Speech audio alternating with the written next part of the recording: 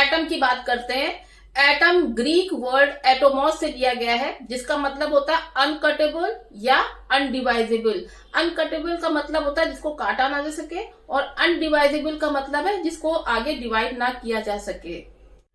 Atom सबसे छोटा particle या कण होता है जिसको साधारण केमिकल प्रोसेस से आगे तोड़ा नहीं जा सकता।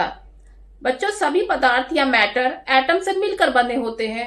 जैसे सिंपल सा हम एग्जाम्पल ले लकड़ी का, तो एक सूखी लकड़ी का एलिमेंटल कंपोजिशन देखें तो इसमें कार्बन, हाइड्रोजन, ऑक्सीजन और कुछ अमाउंट में इनऑर्गेनिक होते हैं। इन एलिमेंट के अंदर हमने पढ़ा है, एलिमेंट के अंदर एटम्स होते हैं। एटम के अंदर बीच में घना क्षेत्र या रीजन होता है जिसको न्यूक्लियस कहते हैं। इसमें न्यूट्रॉन और प्रोटॉन होते हैं। न्यूट्रॉन और प्रोटॉन को मिलाकर न्यूक्लियॉन्स कहते हैं। बच्चों, न्यूक्लियस और न्यूक्लियॉन्स के बीच में कंफ्यूज होने की जरूरत नहीं है। न्यूक्लियस एटम के बीच का पार्ट होता है, जबकि न्यूक्लियॉन्स उन पार्टिकल्स को कहते हैं जो कि न्यूक्लियस बनाते हैं। इस न्यूक्लियस के चारों तरफ इलेक्ट्रॉन चक्कर लगाते हैं।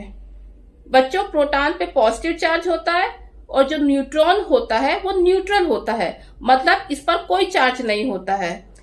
इस तरह न्यूक्लियस पे पॉजिटिव चार्ज होता है, इलेक्ट्रॉन पर निगेटिव चार्ज होता है। अब इन पार्टिकल न्यूट्रॉन, प्रोटॉन और इलेक्ट्रॉन को सब एटॉमिक पार्टिकल्स कहते हैं। प्रोटॉन और न्यूट्रॉन का मास लगभग बराबर होता है। मास किसी चीज के मैटर या पदार्थ की मात्रा को कहते हैं।